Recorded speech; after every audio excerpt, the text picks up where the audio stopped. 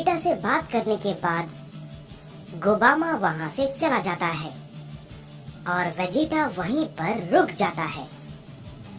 इसके बाद उधर हम गोकू को देखते हैं जो कि अपने ओमनी पैलेस की तरफ जा रहा होता है और वो जाते वक्त रास्ते में मन ही मन सोचता है कि क्या वाकई में उसका शरीर उस नई ताकत को झेल नहीं पा रहा है। गोकू को अपने अंदर थोड़ी कमजोरी भी महसूस होती है। इस पे वो कहता है, लगता है इस कमजोरी की वजह यही है कि मैंने शायद उस ताकत को इतनी जल्दी यूज कर लिया। मुझे अपने आप को थोड़ा और मजबूत बनाना होगा और मैं ये करूंगा। मैं अपने लोगों को किसी भी कीमत पे चोट पहुंचाने नहीं दूंगा। इसके बाद हम देखते हैं कि हमें गोबामा को दिखाया जाता है जो कि वेजिटा से मिलने के बाद वहां से निकल जाता है और वो भी मन ही मन कह रहा होता है, मैं जानता हूँ हमारा जीतना शायद नामुमकिन है, लेकिन ये भी हो सकता है कि हम सब अगर साथ में मिल जाए तो शायद हम कुछ कर पाए। तभी हम देखते हैं कि गोबामा को यामोशी मिल जाता है और उसके साथ क्योगा भी होता है। यामोशी गोबामा को देख के कहता है, क्या गोबामा तुम यहाँ पर? इस पे गोबामा कहता है, मुझे कुछ जरूरी काम था, लेकिन वो मेरा मामला है, उससे ना ही तो तुम्हारा कोई लेना देना है और ना ही तुम्हारा कोई वास्ता है। ये कहने के बाद हम देखते हैं कि गोबामा वहां से जाने लगता है, लेकिन तभी यामोशी उसके रास्ते में आ जाता है और कहता है, तुम ऐसे कहीं नहीं जा सकते, समझे? पहले मुझे ये बताओ कि तुम यहाँ पर क्या कर रहे हो। इस पे गोबामा कहता है, मैंने कहा ना, इससे तुम्हारा कोई भी वास्ता नहीं है, समझे? मेरे रास्ते से हट जाओ। इस पे क्योगा कहता है, कहीं तुम भी उन सभी के साथ मिले हुए तो नहीं हो? मुझे तो तुम्हें देखकर ऐसा ही लगता है और ना ही मुझे तुम पर भरोसा है। इस पे गोबामा कहता है, ये बस और बस तुम्हारे मन का वहम है, समझे? मुझे अब किसी के साथ मिलने की जरूरत नहीं है। तुम्हें क्या लगता है उन दोनों को सच में किसी की जरूरत होगी? बिल्कुल भी नहीं। अगर तुम ऐसा सोचते हो तो तुमसे बड़ा बेवकूफ कोई भी नहीं है। उन्हें किसी की भी जरूरत नहीं है। वो दोनों तो दूर की बात है, उनमें से एक अकेला ही सबके लिए काफी है, समझे? तुम सबको उसके बारे में सोचना चाहिए। इस पे यामोशी कहता है, मैं अच्छे से इस बारे में जानता हूँ, लेकिन मैं ये भी जानता हूँ कि हम सब मिलकर कोई ना कोई रास्ता निकाल ही लेंगे और बिना लड़े हम सब कुछ भी नहीं गंवाने वाले हैं, समझे गोबामा? इस पे गोबामा कहता है, मैं तुम्हारी बातों को अच्छे से समझ गया। ये सब कुछ अब यहाँ के वॉरियर्स पर निर्भर करता है। देखते हैं क्या होता है। और क्योंगा, मेरे बारे में तुम्हें सही या गलत सोचने की जरूरत नहीं है, क्योंकि गोबामा भी इस लड़ाई में हिस्सा ले रहा है। जितना हो सके मैं अपनी पूरी ताकत लगाकर लड़ूंगा।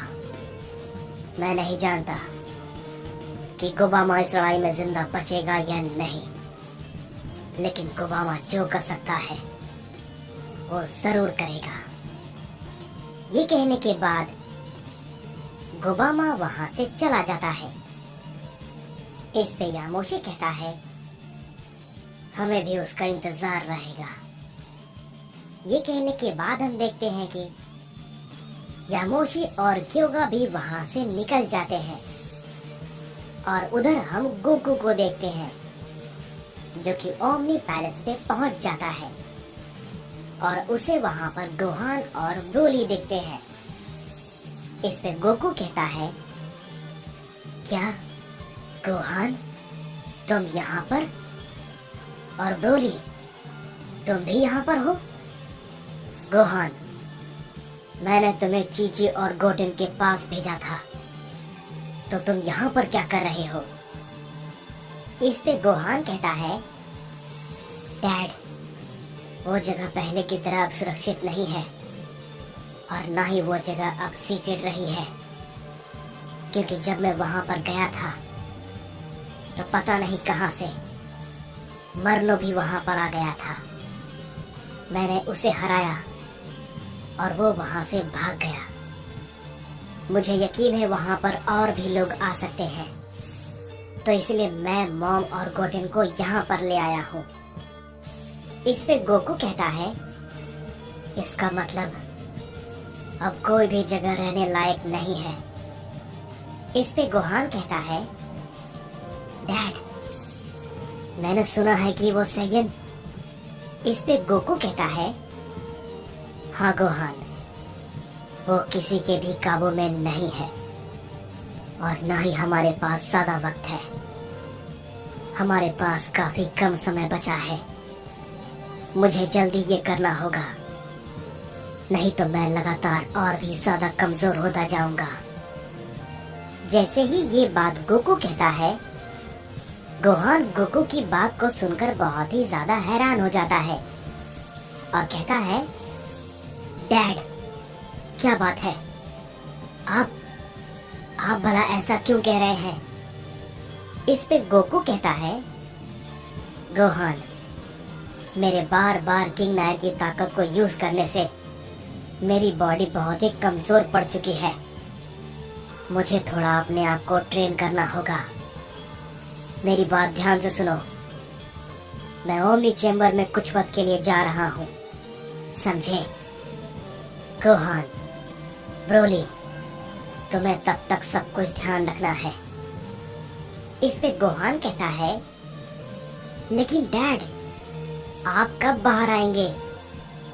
इस पे गोकू कहता है, चिंता मत करो गोहान, मुझे ज्यादा समय नहीं लगेगा, लेकिन तब तक तुम्हें सब कुछ संभालना होगा। ये कहने के बाद हम देखते हैं कि गोकू उस ओमनी चेंबर के अंदर चला जाता है। इस पे गोहान कहता है, उम्मीद है डैड के वापस आने तक और कोई मुसीबत न आए। इस पे ब्रोली कहता है, चिंता मत करो गोहान, हम मिलकर सब कुछ संभाल लेंगे। इसके बाद हम देखते हैं कि हमें अकुमो को दिखाया जाता है, जो कि कूरी के पास होता है और कूरी उससे कहती है, अकुमो, तुम तो सब कुछ जानते हो, आखिर तुम उन्हें ये सब बता क्यों नहीं देते? इन सभी चीजों को करने का क्या मतलब है? तुम्हें पता है ना, ये नामुमकिन है। इस पे अकुमो कहता है, मैंने कहा था ना, मैंने इस लड़ाई के कई नतीजों को देखा है और वो भी हर तरफ से। मैं उस भयानक दृश्य को अपनी आंखों से नहीं देखना चाहता हूँ, समझी? और हमारी जीतने की उम्मीद वो 0.1% है, जो कि 1% से भी बहुत ही ज्यादा कम है। लेकिन फिर भी एक चीज है जो कि मैंने देखी है, जो संभव हुआ था। मैं बस उसका इंतजार कर रहा हूँ। मुझे उम्मीद है हम ये कर लेंगे। इस पे कोरी कहती है, मैं जानती हूँ अकुमो कि तुम ये बात किस मुद्दे पे कह रहे हो। तुमने जो परिणाम देखा है उसका औसत ये है कि तुम सबकी हारने की उम्मीद 99% से भी कहीं ज्यादा है। ये सच में पागलपन है अकुमो। हर समस्या का समाधान नहीं होता। तुम क्यों नहीं समझते? इस विनाश को कोई नहीं रोक सकता, कोई भी नहीं। इस संपूर्ण सृष्टि का निर्माण दोबारा होकर रहेगा। तुम सब मिलकर भी कुछ नहीं कर पाओगे। अगर तुम वाकई में इसका समाधान चाहते हो तो एक सुझाव है मेरा जो कि तुम कर सकते हो। मैं जानती हूँ ये तुम्हें बिल्कुल भी पसंद नहीं आएगा। आगे तुम्हारा मन, अपने घुटने टेक दो उन दोनों के सामने, जिससे कि तुम्हारी जान बच जाएगी।